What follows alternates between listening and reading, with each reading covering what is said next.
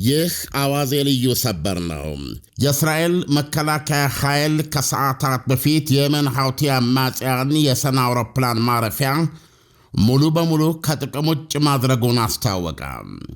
ትናንትናና ዛሬ በቀጠለው የእስራኤል የጦር ጀቶች ማራቶን ድብደባ የኃይል ማሰራጫ ጣቢያዎች፣ የሲሚንቶ ፋብሪካዎች ወድመዋል።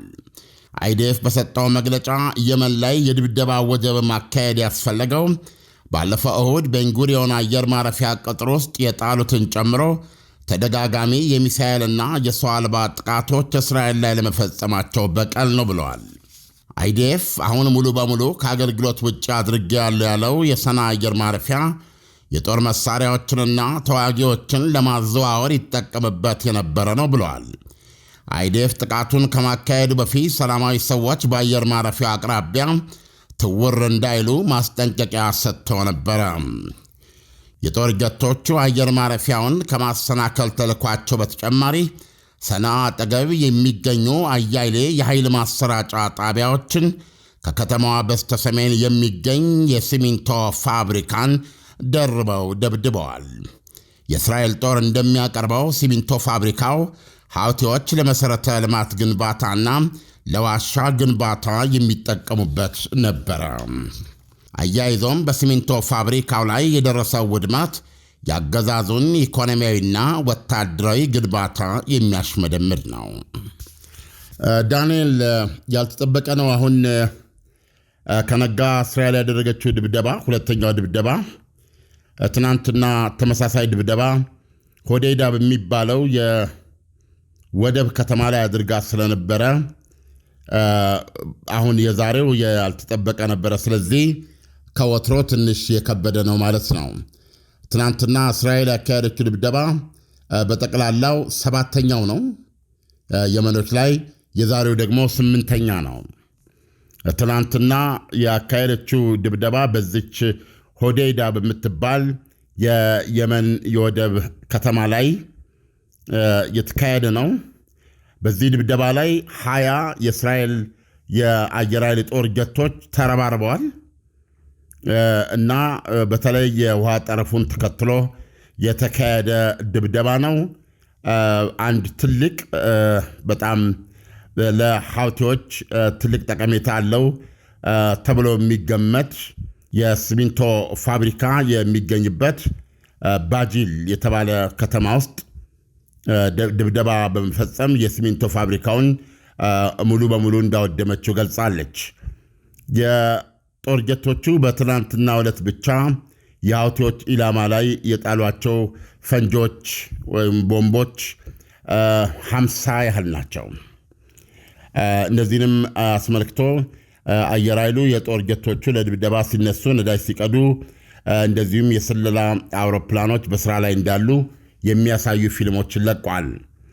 የእስራኤል መከላከያ የሆዴይዳን ወደብ ሐውቲዎች ከኢራን የሚላኩላቸውን የጦር መሳሪያዎች እና ሌሎች አስፈላጊ የጦር ቁሳቁሶችና ለዚሁ አገልግሎት የሚያስፈልጋቸውን የተለያዩ አጋዥ ዕቃዎች የሚቀበሉባቸው ወደብ ነው በማለት ነው የሚገልጸው።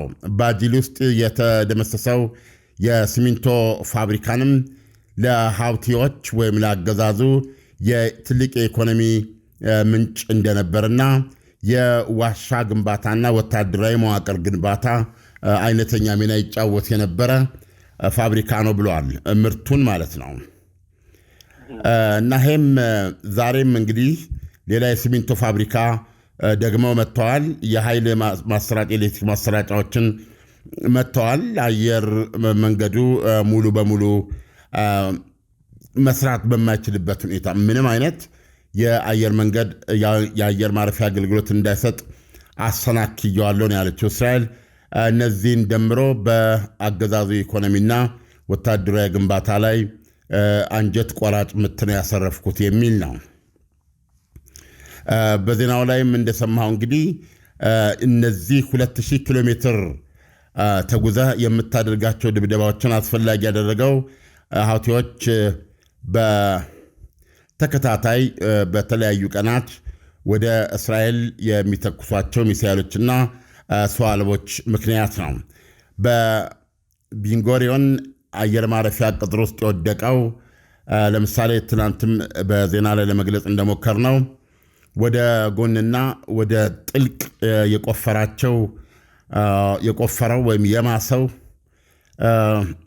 የእሳተ ገሞራ አፍ የመሰለ ነገር የፈጠረው በጣም ፓወርፉል ነበረ።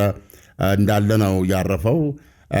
8 ሰዎች ላይ ቀላል የመቁሰል አደጋ አድርሷል። እንግዲህ ይቅርታ ማረሚያ መስጠት አለብኝ። ዜናው ላይ ስናገር አድማጮች ከከባድ ይቅርታ ጋር ትናንትና የእስራኤል አየር ማረፊያ ሆዴዳ የወደብ ከተማ ላይ ያደረጋቸው ድብደባዎች እስካሁን በድምሩ 6ኛው ድብደባ ነበረ። የዛሬው 7ኛው ነው። እርግጠኛ ነኝ እንደዛ ነው አይደል ያልኩት? ያው ድንገት ተሳስቼ እንዳይሆን ብዬ ነው። እንግዲህ እንደሚታወቀው አድማጮች ማወቅ ይፈልጋሉ የየመን ሀውቲዎችንና እስራኤልን እንዲሁም ደግሞ አሜሪካን እንደዚህ ያቋለፋቸው ነገር ምንድን ነው የሚል ጥያቄ ሊያነሱ ይችላሉ። ሀውቲዎች የቋሚ የትግል መፈክራቸው አሜሪካና እስራኤል ደግሞ የሚል ነው። ዳኒ እንደዚህ አይነት ጸና አቋም ያላቸው ናቸው። ይሁንና አሁን ግን እስራኤል ላይ ቀጥታ የሚተኩሱበትም ሆነ በቀይ ባህርና በኤደን ሰላጤ በኩል የመርከቦች ትልልፍን ከሞላ ጎደል የማይቻል ያደረገ እንቅስቃሴ የሚያደርጉት በእስራኤል የጋዛውን ጦርነት እንድታቆም ለማስገደድ ነው። ይህንንም አቋማቸውን ተከትሎ በመካከሉ አሁን ባለፈው በሁለቱም ወገን በአንጻራዊነት ቁጥራቸው ትንሽ በርከት ያለ ታጋቾች የእስራኤል ታጋቾችና እንዲሁም የፍልስጤም እስረኞች ልውውጥ ተደርጓል እና ያ ልውውጥ በቀጠለባቸው ጊዜያት ሁሉ ያው ተኩስ ቆሞ ማለት ነው። በቀጠለባቸው ጊዜያት ሁሉ ሀውቲዎች አልተኮሱም። አሁን እንግዲህ በእስራኤልና በሐማስ መካከል ሁኔታዎች እንደገና ጦዘው ወደ ውጊያው ሲመለሱ ሀውቲዎችም መተኮስ ጀመሩ ማለት ነው። ዳንኤል ዓለም አሁን እንግዲህ ይሄ 2 ድብደባዎች ችግሮቹን ይፈታል ማለት እንችላለን እንዴ? ለጊዜው እኔ እስካሁን በተደጋጋሚ ካየነው ሁኔታ አንጻር ሊፈታው ይችላል ብዬ አላስብም። ለምንድነው የማታስበው? ይሄ ነገር ሊፈታ የሚችለው ሀውቲዎች መተኮስ ካቆሙ ነው። ግን ሀውቲዎች መተኮስ ያቆማሉ ወይ ነው። ምክንያቱም በእስካሁን የተካሄደው ድብደባ በጣም ብዙ ነው። ዳንኤል አስቀድሞ አሜሪካና እንግሊዝ በጣምራ ሆነው የመንን ሲደበድቡ ነው የኖሩት በጆ ባይደን ጊዜ። ከዛም አልፈ ራሷ እስራኤልም በጆ ባይደን ጊዜ 5 ጊዜ ድብድባለች እና ድብደባዎቹ ጉዳት አያደርሱም ከሆነ የሚታይ ነው። የእሳት ገዋ ነው የምታየው። ብዙ ንብረት ነው በእሳት የሚበላው። እነዚህ አሁን የወደሙት የሲሚንቶ ፋብሪካዎች ከአገልግሎቱ የተደረገ ይባለው አየር ማረፊያ ያው ልትገምት ትችላለህ የጉዳቱን መጠን። ሌላም እነዚህ የኃይል ማሰራጫ ጣቢያዎች፣ የኤሌክትሪክ ማሰራጫ፣ ይሄን እንግዲህ የራስን ግንዛቤ ውሰድ። በተረፈ ደግሞ የሚሳኤል ማከማቻ፣ የሰው አልቦች መስሪያ፣ የመተኮሻ፣ የነሱ መኖሪያ ቀይ ክልል አካባቢ እየተባለ የሚደበደበው ያው ማንም ሰው ሊገምተው የሚችለው ነው። ከዚህ ጋር ተያይዞ ደግሞ የሞቱ ሰዎች በብዙ ደርዘኖች የሚቆጠሩ ናቸው የመናውያን። ስለዚህ ስታየው እንደዚህ አይነቱ ነገር ቅድም እንዳልኩ አሜሪካና እንግሊዝ በጣምራ በጆ ባይደን ጊዜ ያደረጉትን ድብደባ ከዛም በኋላ እስራኤል 5 ጊዜ ያላደረገችውን ድብደባ እንኳትተህ ፕሬዚደንት ዶናልድ ትራምፕ ወደ ስልጣን ከመጡ በኋላ ከ800 ኢላማ በላይ ነው የተደበደበው። ከ800 በላይ ኢላማ ማለት ነው። አሁን የመን ያው እንደሚታወቀው በጣም በአረቡ ዓለም ውስጥ ያው በድህነትና በከፍተኛ የሰላም ጦት ውስጥ የምትገኝ ሀገር ናት። ምክንያቱም የጦርነት መናኸሪያ ስንት በላይ ያሳለፈች ሀገር ናትና በዚህ ውስጥ ሆነ አሁን እነዚህ ድብደባዎች የሄዱ የሚወድቁ ቦምቦች ከዚህ በፊት ምንድነው የሳውዲ አረቢያና የተባበሩት አረብ ኤሚሬቶች የመሩት የሱኒ ኃይሎች ድብደባ የአየር ድብደባ ወጀብ በጣም የከፋ የመሰረተ ልማት እንደዚህ የምትለው መኖሪያዎችን ከተማዋን በጣም ጎርቷል እኮ ዳኒ በጣም ጎርቷል። እና አሁን እነዚህ ሲጨመሩ እንግዲህ አስበው እነዚህ ሲጨመሩ በወታደር በተዋጊዎቻቸው ደረጃ እንኳ አሜሪካ እንደምትለው በመቶዎች የሚቆጠሩ ገድያለ ነው የምትለው በመኮንኖቻቸው በተራ ተዋጊዎቻቸው ሳይሆን በአዛዥ ደረጃ ያሉትን ቁልፍ የሆኑትን ሰዎች አላገኘውም እንጂ የሚል ነው። እነዚህ ሁሉ ነገሮች ደምራ ስታስቀምጠው ሀውቲዎችን ግን ከመተኮስ አላስቆማቸው። አሁን ትልቅ እንግዲህ ትልቅ ራስ ምታት የሆነው የሀውቲዎችን የሚሳኤል ክምችት በጣም እርግጠኛ ነኝ የአብዛኛው ድብደባ ተልኮ ነው። ብዙ ቦታ ነው የሚደበድቡት። እንዴት ሀውቲዎች ይተኩሳሉ? ይሄን ፓተርን በማየት ለማለት የምችለው አዎ በጣም ከባድ መስዋዕትነቶች እየከፈሉ ለመሆኑ ጥርጥር የለውም። ነገር ግን ደግሞ መልሰው መተኮስ እንደሚቀጥሉም ጥርጥር የለውም። ዳንኤል እኔ በእኔ በኩል ያለኝ መረዳት ይሄ ነው። እንግዲህ ትንሽ አሁን ምናልባት ለየት ያለ ሁኔታ ሊፈጥር ይችላል። የሀውቲዎች እንዲህ አይነቱ በእውነት የምዕራቡን ዓለም ወታደራዊ የበላይነት ሱፕሪማሲ ውጤታማ ባለማድረግ እያሳጣ የሚገኝ ሪሊ የሚፈታተን ሁኔታ ነው እና ምናልባት ይህን ነገር ወደ ኢራን እሳቱን ወደ ኢራን ጉዳዩን ወደ ኢራን ሊወስደውና ሊያጋግሙ ይችላል የሚል ፍርሃት ግን ማሳደር ትችላለህ። ለምን አሁን እስራኤል የቤንጉሪዮን አየር ማረፊያ ቅጥር ውስጥ ያረፈው ሚሳኤል ቀላል እንዳይመስልህ እና ከዚህ ጋር አያይዘው ሀውቲዎች ያሉት ይህን አውሮፕላን ማረፊያ ከኢላማችን አናወጣውም፣ ወደዛ በረራ የሚያደርግ አየር መንገድ በራሱ የቆረጠ ነው የሚል አቋም ነው ያላቸው።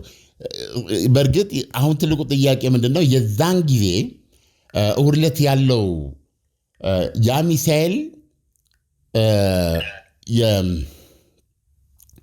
የአየር ማረፊያ ቅጥር ውስጥ ለማረፍ የቻለው መጀመሪያ ዜናው ላይ እንግዲህ እንደተዘገበው የእስራኤል አሮ የሚባል ዘመናዊ አየር መቃወሚያና ታድ የሚባል የአሜሪካ ሰራሽ አየር መቃወሚያ በጋራ ሊመቱት ስላልቻሉ ነው። ኢላማ በትክክል ቆልፈው ሊመቱት ስላልቻሉ ነው። ይሄንን የእስራኤል አየር ኃይል የቴክኒክ ስህተት ምክንያት ነው ብሏል። አሮ ሚሳኤል ሊመታው ያልቻለው እና በዚህ አማካኝነት ግን እንትን ውስጥ በቀጥታ ማረፍ ቻለ ማለት ነው አየር ማረፊያ ውስጥ። አሁን ያጋጣሚ ነገር ሆኖ ነው እንጂ 200 ሜትር ወደ ታወሩ ወደ ማማው ወደ አየር ማረፊያው ማማ ይሄ የትራፊክ መቆጣጠሪያ ላይ አርፎ ቢሆን ኖሮ የቆሙ አውሮፕላኖች ላይ ወድቆ ቢሆን ኖሮ በዛ ሰዓት ላይ በማረፍ ላይ የነበሩ በመነሳት ላይ የነበሩ በጣም ስታስበው በጣም በቀላሉ የማይታይ ክስተት ነው። አሁን ትልቁ ነገር ምንድነው? ሬሮ ካረንስ ነው። አሁን የባለፈው እሁድ ዕለት አምልጦ የመውደቅ ሁኔታ ተደጋጋሚ አይደለም፣ አልፎ አልፎ ሊሆን የሚችል ነው። ስለዚህ አሁን የእስራኤል አየር ኃይል ይህንን ለመከላከል በራሱ ላይ እምነት አለው።